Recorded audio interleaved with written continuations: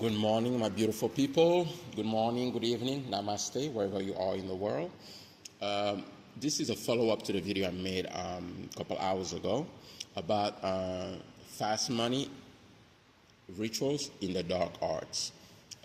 Before we start, we give thanks and praise to the Creator of all. We give thanks and praise to our divine parents. We give thanks and praise to all our ancestors known and unknown. We give thanks and praise to all the gods and goddesses of light. We give thanks and praise to all the saints and beings of light. We give thanks and praise to all the light workers. We honor you, we salute you. Keep doing what you're doing. It's a follow-up. So sometimes if you know the proper channels, the proper people, they will gift you with a bill. It depends on the denomination. It could be a dollar bill, a $20 bill, a $10 bill, a $5 bill, or even a $100 bill. The higher the denomination, the more is required of you to maintain it. So usually they will take that bill. There are multiple ways of doing it. The bill, we will do some work will be done on the bill. Anytime you walk into a store, let's say I walk into a store with a $20 bill and I buy a bottle of water for $1. Now, the guy is going to give me my change. It's going to be $19. As soon as I step out of that store, the original $20 will come back in my pocket. So now I have $39. You see how it works? Now imagine how many stores I can hit in a day. But, of course, it comes with certain rules. For example, where I'm from, if you have such a bill, it was forbidden you can only use it from, it's weird, I know, that's magic for you. You can only use it in certain stores. For example, you cannot use it in stores owned by Chinese or Asians or Arabs. It was forbidden because I came to understand later on, because the type of magic they use is a little bit stronger and more powerful. So if you try that over there, it will not work, and you will be hit with consequences. That's just one example. Another one was, that one is my uncle who taught it to me. I'm not going to give you the full ritual, but you can take a penny. That penny comes, you do work on it, and then you poke a hole in the middle of the penny. You poke a hole with a certain type of nail. And then that penny, you keep it in your pocket.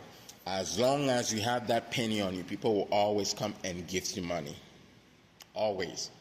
Your pockets will never be empty. Of course, you're not going to get rich like that, but you will always have money, enough money to eat, to pay for food, clothing, and shelter. Always. As you see, there are different ways of doing this. The more money you want, the more will be required from you. Like for the penny and the dollar bill, like I said, once a year, twice, 3 times a year, you'll have to sacrifice a goat, a cow. Now, if you want to get into the realms of millions or hundreds of thousands of dollars, then we start speaking about human sacrifices. Yeah. And other things. The more money you want, sometimes you get that money quickly, within a week, and you're guaranteed to have thousands of dollars, even hundreds of thousands of dollars every day. That's why I always tell people, as a rule of thumb, never envy anyone you see with money. You don't know what they had to do to acquire it. You don't know what they have to do to maintain it. Here's a quick story.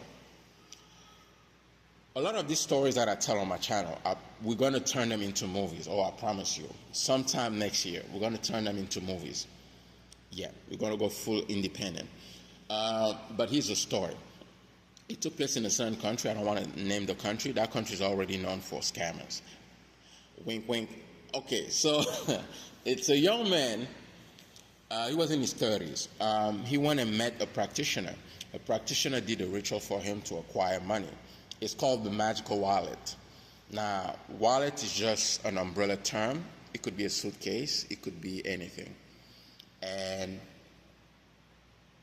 they agreed on a certain amount of money he was to receive every day. Every day.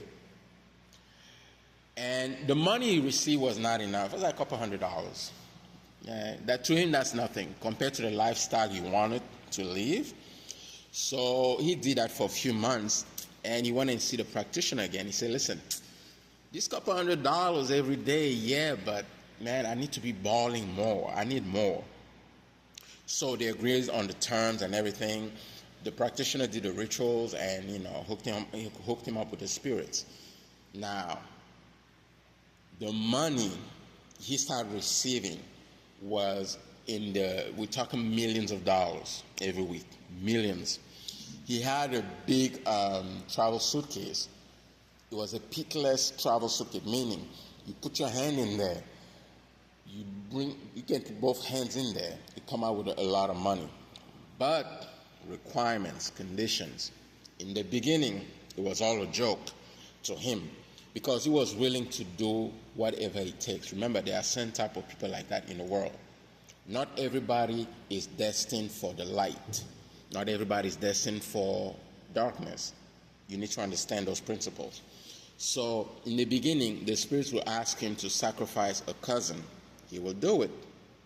So once a year, he'll sacrifice somebody in his family.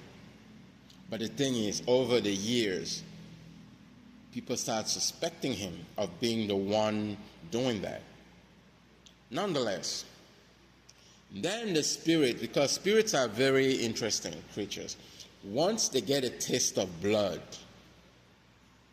it gives them more appetite. So spirits are asking him weird things. For example, I need the heart of one of your brothers. All right. In the beginning, he would pay people to do that and bring him the heart. And then the spirit starts saying, I need the head of one of your brothers, but you must do it yourself. Now, it was one thing to send other people to do it. Now he has to get his hands dirty. There's only so much. After a while, he couldn't do it anymore. He couldn't deliver. And spirit said, okay, I have to come and serve myself. The spirits took him. You will notice with stories like this, most of the time it ends the same way. It's like you live in a big house, you sacrifice everybody, and then in the end the spirit says, all right, the ultimate sacrifice is you. Please make sure on your way out you turn off the lights and hand me the keys. It always ends this way. It takes a certain level of very high level practitioners not to get caught up in this stuff. I'm going to tell you another quick story. We know we're on TikTok.